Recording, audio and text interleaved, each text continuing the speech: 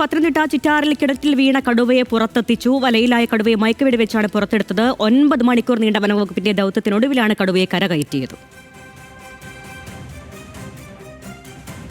തീർച്ചയായിട്ടും നല്ല ബുദ്ധിമുട്ടുള്ള ഒരു ദൗത്യമായിരുന്നു. പിന്നെ എല്ലാവരും സഹകരിച്ചു. എല്ലാവരും നാട്ടുകാരുടെയും നിങ്ങളുടെ മാധ്യമങ്ങളുടെ എല്ലാവരും സഹകരണം ഉള്ളതുകൊണ്ട് വളരെ സേഫായിട്ട് ഞങ്ങൾക്ക് പൂർത്തിയാക്കാൻ പറ്റി. ഇതങ്ങനെ നമ്മൾ സ്ഥിരമായിട്ട് വരുന്ന ഒരു പ്രതിഭാസമായിട്ട് ഇതിനെ കാണേണ്ടതില്ല. ഇത് ഈ ഒരു ടെറിട്ടറി ഫൈറ്റിന്റെ ഭാഗമായിട്ട് അത് ഫ്ലോട്ട് ചെയ്ത് പുറത്ത് വന്നൊരു അനിമലാണ്. കാരണം ആ അനിമലിന്റെ ഏജ് കാണുമ്പോൾ നമ്മൾ അങ്ങനെയാണ് അതിനെ കാണുന്നത്. കാരണം അത് യങ് അനിമലാണ്. അപ്പോൾ അതല്ലാതെ ഒരു ഇര പിടിക്കുന്നതിന് വേണ്ടിയിട്ട് പുറത്ത് വരേണ്ട ഒരു ആവശ്യം കാണുന്നില്ല.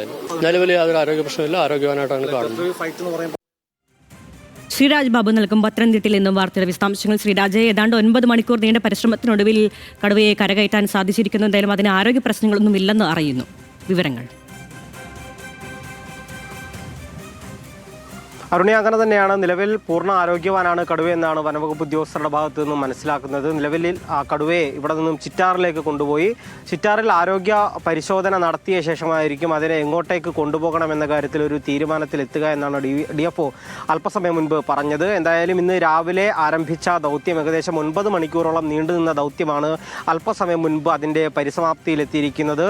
ഇന്ന് പുലർച്ചെ 5 മണിയോടുകൂടിയായിരുന്നു വീട്ടുടമ ഇത്തരത്തിൽ ഒരു വന്യമൃഗം കിണറ്റിൽ വീണ കരച്ചിൽ കേൾക്കുന്നത്, അല്ലെങ്കിൽ അതിൻ്റെ മുരൾച്ച കേൾക്കുന്നത്.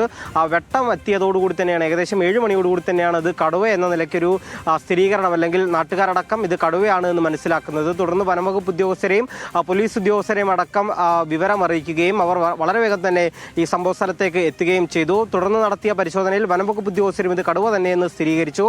തുടർന്നാണ് ഈ കിണർ വറ്റിച്ച ശേഷം കടുവയെ വലയിട്ട് പിടിക്കാമെന്ന തീരുമാനത്തിലേക്ക് വനംവകുപ്പ് ഉദ്യോഗസ്ഥർ എത്തിയത്. ഏകദേശം 7 മീറ്റർ മാത്രം താഴ്ചയുള്ള വളരെ ആഴം കുറഞ്ഞ ഒരു കിണറായിരുന്നു. അതിലേകദേശം 2 അടിയോളം പൊക്കത്തിൽ വെള്ളവും ഉണ്ടായിരുന്നു. ഇതായിരുന്നു വലിയൊരു പ്രതിസന്ധിയും ആശങ്കയുമായി നിലനിന്നിരുന്ന ഒരു സാഹചര്യം. കാരണം ഇത്തരത്തിൽ വനംവകുപ്പ് ഉദ്യോഗസ്ഥരടക്കം സംഭവ സ്ഥലത്തുണ്ടെങ്കിൽ പോലും അത് കടുവയ്ക്ക് പൂർണ്ണമായും ചാടിക്കടക്കാൻ പാകത്തിനുള്ള ഒരു കിണറായിരുന്നു. പക്ഷേ അതിൻ്റെ വിസ്താരം കുറവായതുകൊണ്ട് മാത്രമാണ് അതിന് ഈ ഉയരത്തിലേക്ക് ചാടിപ്പൊങ്ങാൻ കഴിയാതിരുന്ന ഒരു സാഹചര്യം നിലവിൽ ഉണ്ടായിരുന്നത്. അത്തരത്തിൽ എല്ലാ തരത്തിലുള്ള സുരക്ഷാ മുൻകരുതലുകളും ഒരുക്കിയ ശേഷമായിരുന്നു വനംവകുപ്പ് ഉദ്യോഗസ്ഥർ ഈ കടുവയെ പുറത്തെത്തിക്കുന്ന ഒരു നടപടിക്രമങ്ങളിലേക്ക് കടന്നത്. ഇന്ന് അല്പസമയം മുൻപാണ് ഈ കടുവയെ വലയിട്ട് ആദ്യം പിടികൂടുകയും തുടർന്ന് മുകളിലേക്ക് കെട്ടി വലിക്കുകയും ചെയ്തത്. ശേഷം അതിന് മയങ്ങാനുള്ള മരുന്നടക്കം കുത്തിവെച്ചു.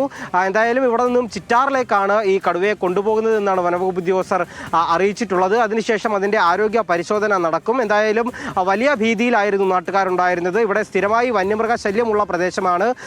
പുലിയുടെയും ആനയുടെയും അടക്കം ശല്യമുണ്ടെങ്കിൽ പോലും ആദ്യമായിട്ടാണ് ഇത്തരത്തിൽ പുലിയുടെ ഒരു സാന്നിധ്യം നേരിട്ട് കണ്ട് അനുഭവിക്കുന്നത് എന്നാണ് നാട്ടുകാർ പറഞ്ഞത്. തൊട്ടടുത്തുള്ള ഒരു ഫാം, ഇവിടെ നിന്നും വളരെ അടുത്തുള്ള ഒരു ഫാമിൽ കടുവയുടെ സാന്നിധ്യം നേരത്തെ പറഞ്ഞിരുന്നുവെങ്കിലും അതിലൊരു സ്ഥിരീകരണം ഉണ്ടായിരുന്നില്ല. കഴിഞ്ഞ ഒരു 2 ആഴ്ചക്കിടയിൽ പത്തനംതിട്ട ജില്ലയിൽ ഇതിപ്പോൾ 2ാമത്തെ തവണയാണ്, പത്തനംതിട്ട ജില്ലയുടെ മലയോര മേഖലയിൽ 2ാമത്തെ തവണയാണ് കടുവയുടെ സാന്നിധ്യം ഉണ്ടാകുന്നത്. വടശ്ശേരിക്കരയിൽ കഴിഞ്ഞ ഒരാഴ്ചയ്ക്ക് മുൻപ് ഇത്തരത്തിൽ വനംവകുപ്പ് സ്ഥാപിച്ച കൂട്ടിൽ ഈ കടുവ കുടുങ്ങുന്ന ഒരു സാഹചര്യം ഉണ്ടായിരുന്നു. അവിടെയും ഇത്തരത്തിൽ വന്യമൃഗ ശല്യം രൂക്ഷമായ പ്രദേശമാണ്. എന്തായാലും സ്ഥലം MLA അടക്കം ഇവിടേക്ക് എത്തിയപ്പോൾ പറഞ്ഞത് സ്വാഭാവികമായും വനത്തോട് ചേർന്ന് കിടക്കുന്ന ഒരു പ്രദേശമാണ് എങ്കിൽ പോലും കടുവ വന്നത് അതിൻ്റെ ആശങ്ക അത്രത്തോളം ഉണ്ടാക്കുന്നുണ്ട്. അതിൻ്റെ വേണ്ട മുൻകരുതലുകൾ, വന്യമൃഗ ശല്യം ഉണ്ടാകാതിരിക്കാനുള്ള അല്ലെങ്കിൽ അതിനെ തടയാനുള്ള മുൻകരുതലുകൾ സ്വീകരിക്കുമെന്ന തരത്തിലുള്ള പ്രതികരണങ്ങളും അദ്ദേഹത്തിൻ്റെ ഭാഗത്തുനിന്നും ഉണ്ടായിരിക്കുന്നു. എന്തായാലും വനംവകുപ്പ് ഉദ്യോഗസ്ഥരെയും ഫയർഫോഴ്സ് ഉദ്യോഗസ്ഥരെയും എല്ലാം സംബന്ധിച്ച് അവർ വളരെ ശ്രമകരമായി നടത്തിയ ഒരു ദൗത്യം നമുക്ക് ആ ദൃശ്യങ്ങളിൽ നിന്ന് തന്നെ വ്യക്തമായിരുന്നു. ആ വീട് നിൽക്കുന്ന പ്രദേശവും അതിൻ്റെ കിണറിനോട് ചേർന്നുള്ള പ്രദേശവും എല്ലാം തന്നെ വളരെ വിസ്താരം കുറഞ്ഞ സ്ഥലമാണ്. വനംവകുപ്പ് ഉദ്യോഗസ്ഥർക്ക് ഈ ദൗത്യം മുന്നോട്ട് കൊണ്ടുപോകുന്നതിന് വളരെ തടസ്സം സൃഷ്ടിക്കുന്ന തരത്തിലായിരുന്നു ആ ഭൂമിയുടെ ഘടനയടക്കം ഉണ്ടായിരുന്നത്. അതിനെയെല്ലാം തന്നെ തരണം ചെയ്തുകൊണ്ടാണ് ഉദ്യോഗസ്ഥർ അതിൻ്റെ പരിസമാപ്തിയിലേക്ക് പൂർണ്ണ ആരോഗ്യവാനായി, കടുവയ്ക്കും ഏതെങ്കിലും തരത്തിലുള്ള ശാരീരിക ബുദ്ധിമുട്ടുകളോ ആരോഗ്യ പ്രശ്നങ്ങളോ അല്ലെങ്കിൽ നമുക്കറിയാം ആ തിട്ടയടക്കം വലിയ ഉരുളൻ പാറക്കല്ലുകളായിരുന്നു. അത് താഴേക്ക് വീഴാതെ വളരെ സുരക്ഷാ മുൻകരുതലുകൾ സ്വീകരിച്ചുകൊണ്ട് മാത്രം ആ ദൗത്യം പൂർത്തീകരിക്കാൻ സാധിക്കും. പത്തനംതിട്ടയിൽ കിണറ്റിൽ വീണ കടുവയെ കരകയറ്റിയിരിക്കുന്നു. വിവരങ്ങൾ നൽകിയത് ശ്രീരാജ് ബാബുവാണ് പത്തനംതിട്ടയിൽ നിന്നും.